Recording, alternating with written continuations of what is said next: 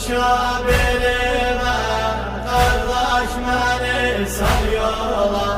Mişkimi ver elime, kardeş beni sal yola. Gözümü günde kardeş, nazlı Sekine ağlar. O ağlayanda kardeş, can ciğerimi dağlar. Susuz dilinde kardeş, közler kalbim oğlar. Bir kere bak halıma, kardeş beni sal yola. Alış kurşa belime, kardeş beni sal yola. Mişkimi ver elime, kardeş beni sal yola. Su getiririm haymeye, kolum kalem olmazsa. İçirdirem Sekneye, su mişkimde linmezse. Bir de gellem yanıya, başıma oğ değmezse. Koy yerişim yerime, kardeş beni sal yola. Alış kurşa belime, kardeş beni sal yola. Mişkimi ver elime, kardeş beni sal yola.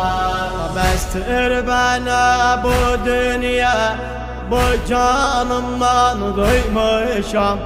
İcazet versen bana, oğruya baş koymuşam.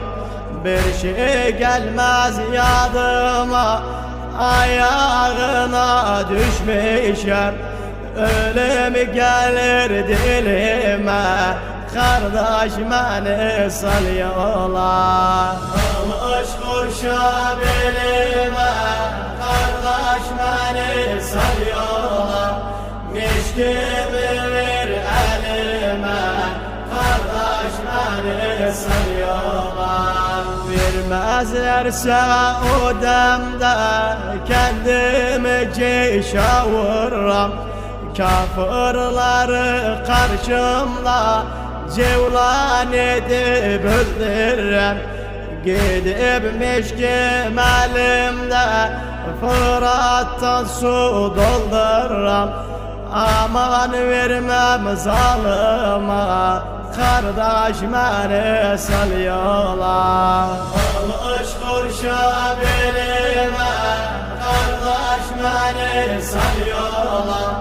Mişkimi ver elime, kardeş beni sal yola. Kardeş gözüm ağlıyor, Ali Ekber gideli. Kalbim hasret dağlıyor, Kasım'na Kamileli. Bu yüreğim sızlıyor, kardeşler ayrılalı.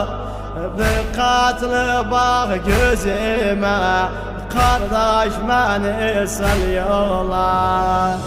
Alış kurşa belime, kardeş beni sal yola.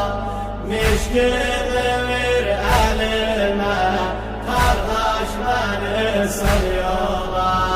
Kılıç elimde duram, kafirler karşısında. Su verseler getirir, duram ben kapısında. Kızlara suyu verir, mişkimin dolusunda. Bak ah eyle elime, kardeş beni sal yola. Alış kurşa belime, kardeş beni sal yola. Mişkimi ver elime, kardeş beni sal yola.